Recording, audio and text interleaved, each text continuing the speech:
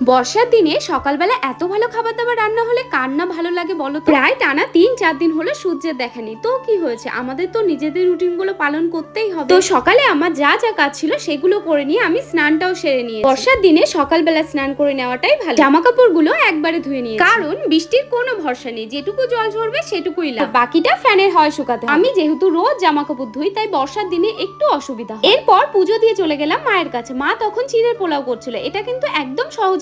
তেল গরম হয়ে গেলে সর্ষে, কারি পাতা, কেটে রাখা গাজর, ক্যাপসিকাম আর দিয়ে দিতে হবে গ্রেট করে রাখা আদা, রসুন, পেঁয়াজ কুচি আর কাঁচা লঙ্কা। আর এদিকে দেখো পাখি কিন্তু দিদির ওপর বাদুরের মতো ঝুলে পড়ে, তাই পাখিকে নিয়ে মা ওখান থেকে চলে আসলো আর আমি বাকিটা বা সবজিগুলোর মধ্যে আগে থেকে জল ঝরিয়ে রাখা চিড়েগুলোকে দিয়ে দিতে হবে। তো দেখো চিড়ের পোলাও কিন্তু রেডি হয়ে গেছে, আর এটা কিন্তু একদম সহজ রান্না, বেশি হলে 10 মিনিট, আর মাঝে মাঝে এরকম একটা হেলদি ব্রেকফাস্ট করে খাওয়াই যায়। তো চলো এবার এগুলোকে নামিয়ে। দেখতে কত সুন্দর লাগছে বলো তো, খেতেও অনেক টেস্টি। জানি এই খাবারটা খুবই কমন, তাও ভালো লাগে। তোমরা যারা এটার সঙ্গে খুব বেশি পরিচিত নয়, তারা একদিন বানিয়ে দেখো, অবশ্যই ভালো লাগবে। আর এদিকে বাইরে দেখো আবার বৃষ্টি চালু হয়েছে। আমার পাখিকে কিন্তু অনেক কষ্ট করে ঘরে আটকে রাখা হচ্ছে, আজকে আর কোনো কথাই শুনবে না, তাই এখন দুই বোন বাইরে ছাতা নিয়ে ঘুরে বেড়াচ্ছে। এরপর মা চলে এসেছে দুপুরে রান্নার জন্য, আর তার সঙ্গে পার্টনারও চলে এসেছে জোগাড় দেওয়ার জন্য। আর আজকে যেহেতু বৃষ্টি হচ্ছে, তাই মা দুপুরবেলা চিকেন রান্না করবে। এখন কিন্তু আমার পাখি স্নান করে খেলায় ব্যস্ত আছে। আর এখন মায়ের রান্না প্রায় কমপ্লিট, দিদি বসে আছে কষা মাংস খাওয়ার জন্য। দেখো এখন আমরা সবাই মিলে খাবার জন্য বসে পড়েছি। আজকে চিকেনটা একটু অন্যরকম রান্না হয়েছে, গাজর, ক্যাপসিকাম, পেঁপে, মানে